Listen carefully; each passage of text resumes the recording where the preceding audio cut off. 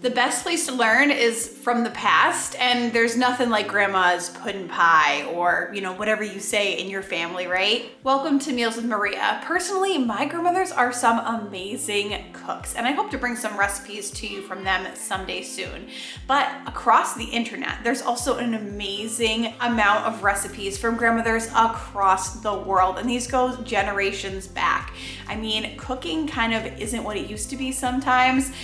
We use a lot more convenience foods, and there's something to the taking the time to make a recipe and the things that you find or the things that you learn while doing that. Grandmothers are near and dear to your heart, I'm sure. Hopefully you have some of your own amazing family recipes from your grandmother or grandmother's grandmother, or, you know, passed down from generation to generation. Those things still matter so much today. So these are some recipes I actually did find on the internet from grandmothers across the world. We have one from Canada, a couple others from the US, but they're the most delicious recipes. They may take a little bit more time than some of your traditional recipes today, but they're completely worth it, and they're filled with love.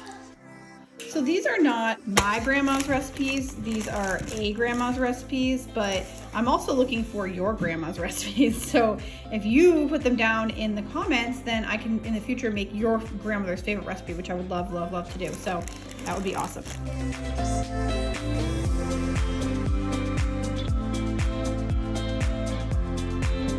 So the original recipe says to use 6 pounds of potatoes for 28 servings. And I am gonna go over my dad's house dinner tonight. I am gonna bring this potato salad, but there's not gonna be 28 of us. So I'm gonna half it, which is still gonna be a ton of potato salad, I feel like, but we're gonna do 3 pounds of potatoes. We're putting them right into a boiling pot of, or into a pot of water, and we're gonna let those boil for 20 minutes, just as this grandma's recipe says. So the water's pretty much boiling. I turned it down a bit, and we're just gonna cover, this isn't the right cover. When I get the right cover, I'm just gonna cover this up for 20 minutes, and hopefully everything will be cooked by then. And we're gonna wait for the potatoes to cool, then we're gonna peel them and cut them, which I'm kind of surprised by, like red potatoes, that you're gonna peel them then. Like, why are we using red potatoes? But we're gonna go with the original recipe. Like Sue said, her grandma from Wisconsin, this is her prized possession. Okay, this is such a grandma move to use a double boiler. I don't even know if this is like legit, but we're gonna go with it because I don't know. It says use half a cup of water or a cup of water. Was that for the double boiler, or do I put it in there? Now I'm thinking it's supposed to go in the double boiler. I was right. So half a cup of water in here. I have a 1/4 cup of butter and 1/8 of a cup of vinegar. And we're just gonna cook this until the butter is melted. And guys, do you want to see my fire flour? Yep, JD made this fire flour. If Grandma was here, she would love it. That's Tommy made this one, did a great job. All right, so that is heating up. We're waiting for that butter to melt in there. Here we've got 1 egg, 1/4 cup of sugar, and we need 2 1/4 teaspoons of cornstarch. Okay, now that our butter has melted, it says we're gonna stir this in here completely until it is thickened. It says 5 to 7 minutes. Okay, so it's been 5 minutes. All right, I'm gonna try and grab it with my clip without dumping it. It says now to remove it, and we're actually just gonna let it cool completely. So I'm just gonna put this off to the side, turn off my water. So you certainly do need some time to do this because I'm waiting for my potatoes to fully cool. And this is almost like a tangy custard. Reminds me a lot of Amish potato salad. We're gonna let that cool off right now, and I'll come back to this in a little bit. Okay, while that's cooling off, I'm just gonna chop up a couple of scallions and an onion. I think actually because I'm only doing half the recipe, I'm gonna do half an onion. And then when I do potato salad, I like to chop my onion really small because I don't like big pieces of onion.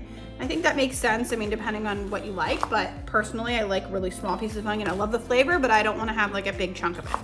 Okay, I am gonna slice up some hard-boiled eggs, and we're gonna put those over the top.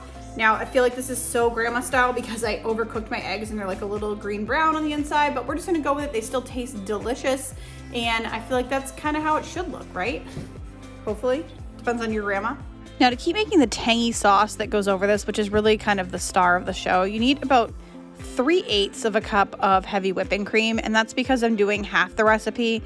So normally you would use 3/4 of a cup, but we end up with 3/8 of a cup, which is odd, I know.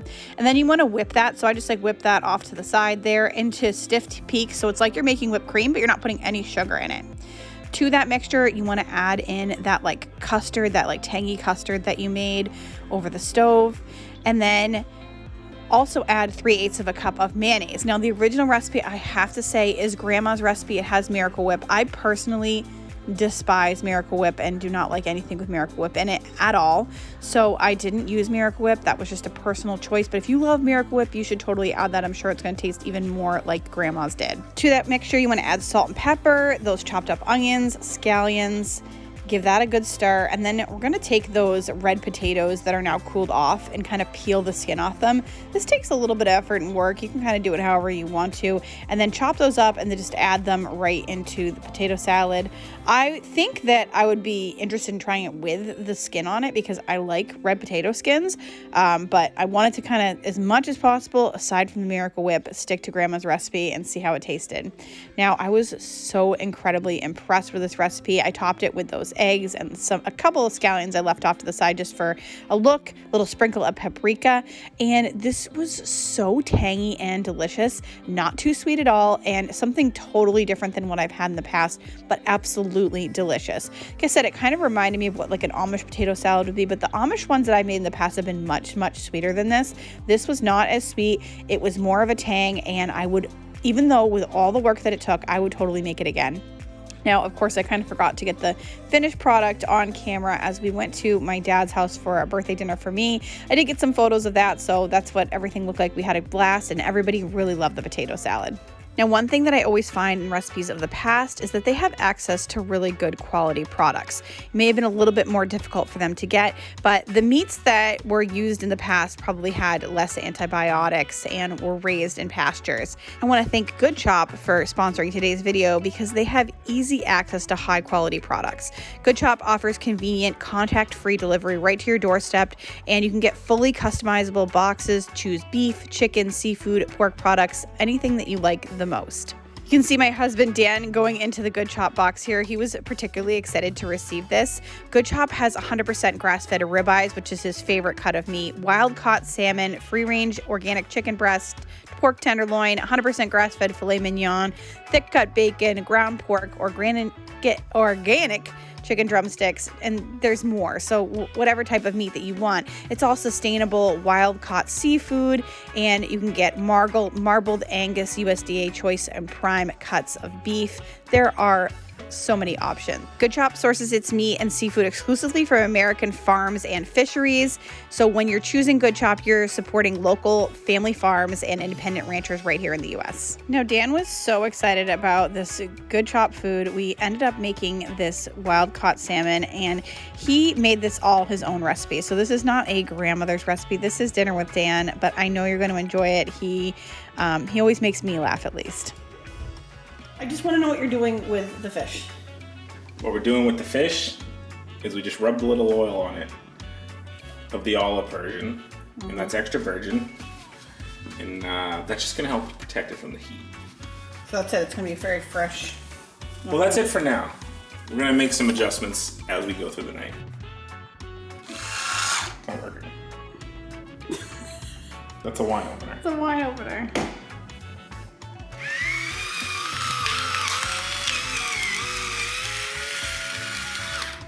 A little salt from the sea on there. Do is throw these on the Traeger. Some of these spots are hotter than others. I'm not sure what's what. Add some butter to the saucepan. Okay. You want to make sure you get olive. I don't know what that is. Okay. That was some cross-contamination, which we want to avoid in the kitchen at all costs. Yeah. Next up, I got some garlic. Come on, come closer. They can hear you. Who's they?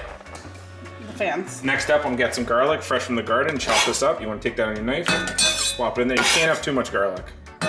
Never too much garlic. Sometimes people get belly aches about it, but they should let you know that if they're coming over, say easy on the garlic. Otherwise, you're getting it. It's good for your immune system. Next up, we got maple syrup from Chisholm Farm. Shout out to Chisholm Farm in Hampstead, New Hampshire. Keep it local. We're gonna do a healthy pour. The boss isn't watching. Is there anything else going into this? Yeah. We're gonna do a little everything bagel seasoning in there. Not too much, because we already added a lot of garlic and there's garlic in this. So this is just gonna give us a little bit of balance in a world that needs it. We're gonna do a little tikka masala. Just kidding. This was the perfect evening for grilling. Everybody was playing outside and having a great, grand old time, including Dan doing some dancing. I wish I had the music. I just can't have the music because of copyright issues.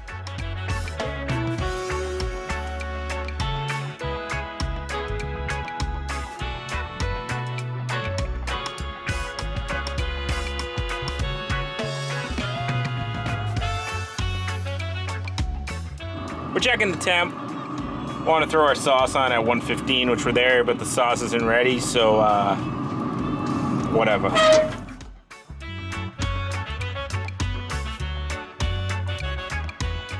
So here is the delicious salmon that Dan made. He ended up putting a little bit of soy sauce in that sauce mixture, and as you can see, there's lots of garlic on it. We're very excited about it, but if your belly hurts, tell somebody.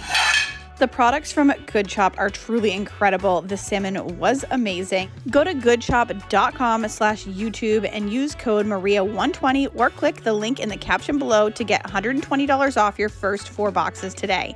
That's right, you know I will never let you leave without a deal. Go to goodchop.com/YouTube and use code Maria120 or click the link in the caption below to get $120 off your first 4 boxes today. Okay, we're gonna get started on Grandma's lemon chicken. I saw this one, I was like, we gotta try it. Of course, Grandma knows best. We're gonna start by mincing 2 cloves of garlic, and then I'm just gonna slice this lemon because we're gonna put it in a marinade. You're gonna need to start this about 4 hours before you're ready to eat, or you can do it overnight in the refrigerator.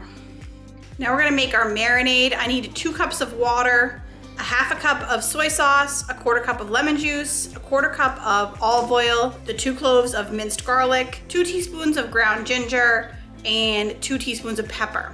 Love a marinade like this because I already have all of these things on hand. I don't even have to worry about it. And as these recipes are from Grandma, she's serving, I don't know how many people in her house, or like a crowd all the time. This one in particular has 16 bone-in chicken thighs with the skin removed. And I'm gonna use 8 because that's still gonna be a lot for my family. So you can do it however you want. I didn't cut down the marinade because I just figured it would be easier for me to just do it 1-to-1, but you can totally probably cut it down to about half and not waste if that's what you wanna do. This one in particular is from Mary Alice Wood from Langley, British Columbia. This is on the Taste of Home website. And she says that it gets rave reviews every time. And occasionally she even gets a phone call or an email from a friend requesting the recipe. So this must be why she cooks for a crowd. The friends know all about it. And it's certainly a favorite for her grown children and her 15 grandchildren. So she certainly is a grandma times 15. And that would make sense if all 15 grandkids were there, plus the kids, she'd need to make double or triple this recipe. So I guess I know why we're making so much. It's pretty easy to just pull the skin off of a piece of chicken like this, but I know a lot of people don't like to have like as much fat on it. You can trim this to your liking, however you want to do it. So we're just gonna put this in the refrigerator for 4 hours, and then we can get started on the ricey baking portion later. Okay, we are about 4 hours in. We're all marinated up. I'm just gonna drizzle in some oil here. It says a greased baking sheet. This is a 9x13. We're gonna put 1 cup of rice over the bottom of this. We're gonna top our rice with about a tablespoon of lemon zest. Then we're gonna place our chicken thighs over the top of the rice, and then about half of the marinade. Then I'm just gonna slice up this lemon and place it right over the top. Then we're gonna bake this covered at 325 degrees for 40 minutes. We're then gonna take the cover off and bake for another 15 to 20 until our chicken is cooked all the way through. So the chicken's almost done. We're also gonna make a recipe called Grandma's green beans with bacon vinaigrette. We need 4 slices of bacon, so I'm just gonna cook those up. And then we're also gonna steam green beans for 3 to 5 minutes. So we move the bacon over to some paper towels, and then you wanna take a 1/4 of an onion, just minced basically, like finely chopped. Add that right to the pan. We're gonna let that cook for about 5 minutes. I feel like the recipes of today are all like, drain off the fat, like make sure there's not too much fat. And I love like the grandma recipes because they're like cook it in the fat, keep all the fat in there. That's all good stuff. So for the vinaigrette, we're just adding a 1/4 cup of brown sugar, 1/8 of a cup of white vinegar, 1/4 teaspoon of mustard powder, 1/4 teaspoon of salt, and then just a little bit of pepper. And we just want to let this cook down for a few minutes. This is our vinaigrette that's going to kind of coat our green beans. This reminds me a lot of a different recipe I made for green beans. I think they were like called like cracked green beans. And I will make sure to put that video down in the description box. Also a delicious recipe. So it's bubbling, that's what the recipe says, cook till bubbling, 3 to 5 minutes. It took about a minute, so reality is it doesn't take long. And I don't want to overcook it. So we're just gonna add these green beans right in.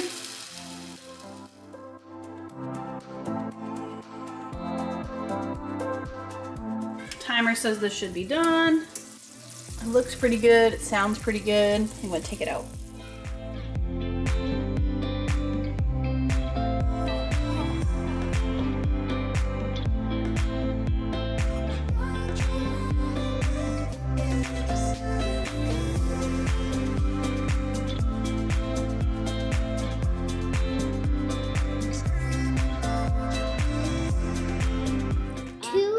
I give it 2 out of 5. 4 out of 5. I give it 2 out of 0. What's a 2 out of 0? Well, Dan and I loved it. It was the most amazing flavor. I've never had chicken like that before. And I never had asparagus. Like the soy sauce and the lemon, something about that was really special. Asparagus? Those are green beans. No, and the green beans were also fantastic. Almost like that candy, but they had the vinaigrette to it, so it was like a little tangy. Definitely different than the crack ones that I've made before, but really, really good. But if you're looking for some more vintage recipes that might remind you of grandma, go ahead and click on this next video to keep the inspiration going, and make sure the next time you're watching YouTube, you're watching Meals with Maria.